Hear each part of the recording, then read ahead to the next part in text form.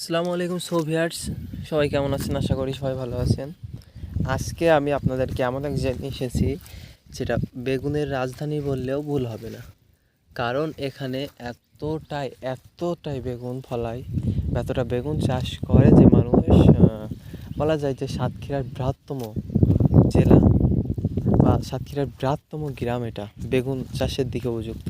But এখানে শুধু যে বেগুন ফলা তাই নয়, কিন্তু দেখেন আশপাশে খেয়াল করে দেখতে পারবেন যে এখানে এই যে কাঁকরোল, এই অঞ্চলে কাঁকরোল না বলে, আপনাদের অঞ্চলে কী বলে সেটা জানি না।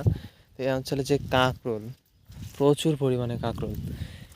এবং গত কয়েকদিন যাবৎ এখানে বৃষ্টি হওয়ার কারণেই কৃষকদের যে শেড বা ক্ষেতগুলো দেখতে পাচ্ছেন পানিতে ছুপছুপ অবস্থা, অথবা যে কী বলা যায় একেবারে পানিতে ভিজে আছে। বাট গাছগুলো অনেকটাই জোর দেওয়ার কথা ছিল, যেমন তেমন জোর দিচ্ছে না, যার কারণে কৃষকদের অনেকটাই হতাশাগ্রস্তর মধ্যে পড়তে হচ্ছে।